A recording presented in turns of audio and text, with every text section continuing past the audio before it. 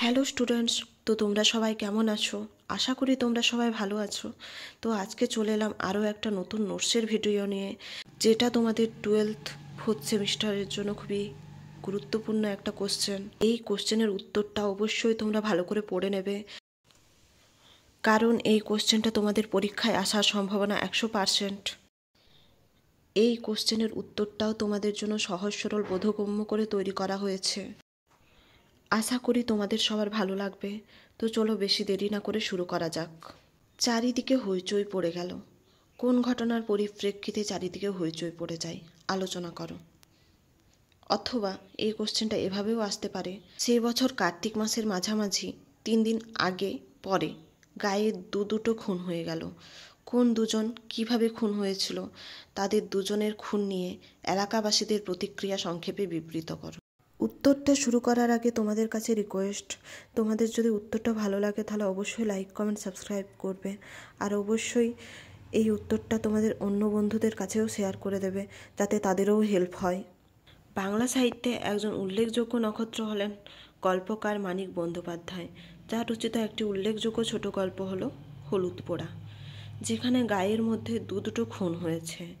একজন মাঝবয়সী পুরুষ যার নাম বলাই চক্রবর্তী, আর অন্যজন 16-17 বছরের রোগা মেয়ে শুভ্রা, যাকে কেউ গলা টিপে খুন করেছে। নেক্সট একটা পয়েন্ট করে লিখবে হইচই পড়ার কারণ।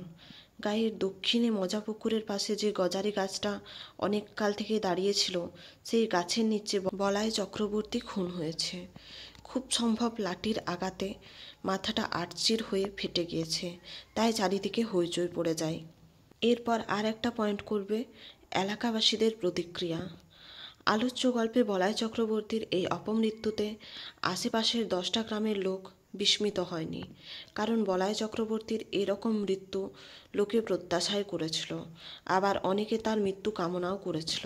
তবে বছর দেড়েকের বিবাহিতা সন্তান সম্ভবা শুভ্রার খুন হওয়া নিয়ে হইচই কম হলেও মানুষের বিস্ময় ও কৌতূহল ছিল অন্তহীন। রেয়াজ অনুযায়ী সন্তান প্রসবের জন্য বাপের বাড়ি ফিরে এসেছে শুভ্রা।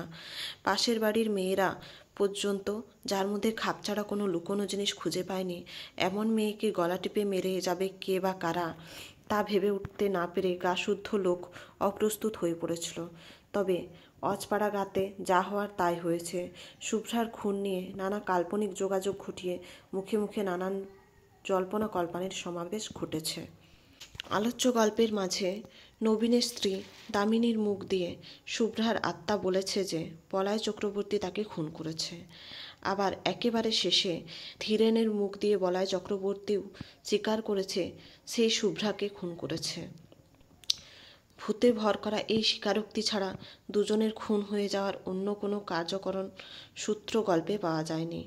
কুঞ্জর ভূত ছাড়ানো দেখার জন্য সাধারণের কৌতূহল প্রকাশ ও মন্তব্য করা ছাড়া লোকের কোনো সক্রিয় ভূমিকা দেখা যায়নি।